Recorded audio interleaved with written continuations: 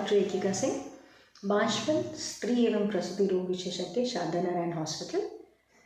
जैसा कि आप सब अवगत हैं, हमने अपनी IVF सीरीज शुरू की है। IVF सीरीज 1 में हमने ये बताने की कोशिश की थी कि स्वाभाविक रूप से किसी भी दंपत्ति को गर्भ कैसे ठहरता है। तो अगर आप जानना चाहें तो वो सीरीज़ में आप जाके देख सकते हैं। आज हम बात करेंगे कि IVF में क्या किया जाता है या IVF की क्या प्रक्रिया होती है। IVF की प्रक्रिया में, जिसको साधारण भाषा में लोग टेस्ट ट्यूब बेबी भी कहते हैं, टेस्ट ट्यूब की प्रक्रिया में इसको हम 5 चरणों में बांट सकते हैं। पहले चरण में हम औरत की अंडदानी को उत्तेजित करते हैं, जिसको अंडाशय की उत्तेजना या ओवेरियन हाइपरस्टिमुलेशन भी कहा जाता है।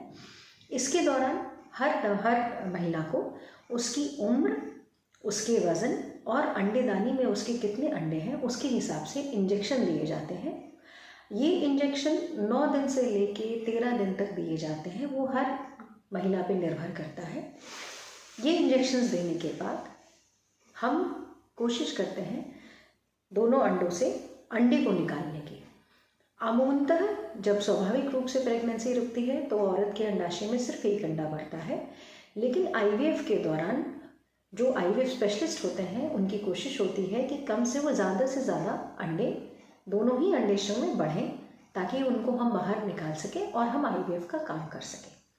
तो पहले चरण पे अंडाशयों को उत्तेजित किया जाता है और जब 9 दिन से 11 दिन या 12 दिन तक इंजेक्शन्स लगाने के बाद रोज़ इंजेक्शन लगाए जाते हैं। जब अंडों का एक आकार पहुंच जाता है जो कि निर्धारित आकार है, तो उनको जो है बाहर निकाला जाता है। ये दूसरे चरण पे हम करते हैं। बाहर निकालने के बाद साफ शुक्राणु से उन्हें मिलाया जाता है, जिसकी 2 प्रोसेस होती हैं। एक होता है IVF, दूसरी होती है ICSI। IVF के अंदर हम अंडे के ऊपर साफ शुक्राणु को छोड़ देते हैं और ICSI, जिसको इंट्रासाइटोप्लाज्मिक स्पर्म इंजेक्शन कहते हैं, उसमें 1 अंडे और 1 शुक्राणु को खुद मिला के निषेचन किया जाता है और उस निषेचन से हम एम्ब्रियो बनाते हैं, जिसको भ्रूण कहा जाता है। चौथे नंबर पे हम चौथे चरण में जब अंडा और शुक्राणु मिल के भ्रूण बनाते हैं, उस भ्रूण को हम लैब में 5 दिन तक कल्चर करते हैं। 5 दिन तक कल्चर करके भ्रूण को हम ब्लास्टोसिस्ट की एक स्टेज होती है जो कि एडवांस स्टेज होती है, वहाँ तक लेके जाते हैं। और उसके बाद 5वां और आखिरी चरण, जिसमें भ्रूण स्थानांतरण यानी कि एम्ब्रियो ट्रांसफ़र जिसको कहा जाता है, 5 दिन के बाद जब एक ब्लास्ट की स्टेज पे एम्ब्रियो पहुँच जाते हैं, जिसमें प्रेगनेंसी या गर्भ रुकने की क्षमता सबसे ज़्यादा होती है, उस स्टेज तक ले जाने के बाद इसको जो है महिला के गर्भ में स्थानांतरित यानी कि ट्रांसफ़र कर दिया जाता है, जिसको एम्ब्रियो ट्रांसफ़र कहते हैं। तो इन 5 चरणों में IVF की प्रक्रिया पूरी होती है। हमसे बहुत से लोग ये प्रश्न पूछते हैं कि क्या इस प्रक्रिया में बहुत दर्द होता है या ये प्रक्रिया बहुत खतरनाक होती है या इस प्रक्रिया में बहुत आराम की ज़रूरत होती है। तो मैं आप सबको ये बताना चाहती हूँ, ये बहुत ही सरल प्रक्रिया है। इस प्रक्रिया के अंदर आपको किसी भी दिन भर्ती होने की ज़रूरत नहीं है। मरीज़ या तो घर ले जाके इंजेक्शन लगाते हैं या वो निर्धारित सेंटर पे जहाँ भी अपने आप को दिखाते हैं डेली इंजेक्शन लगाते हैं।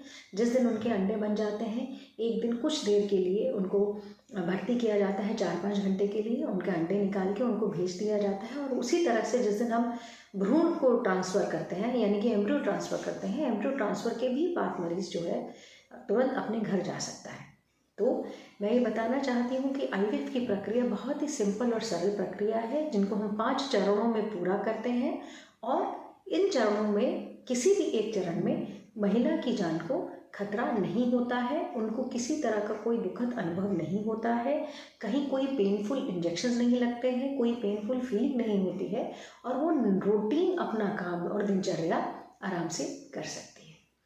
तो इसके साथ आज हमने आपको ये बताया कि IVF में हम क्या करते हैं।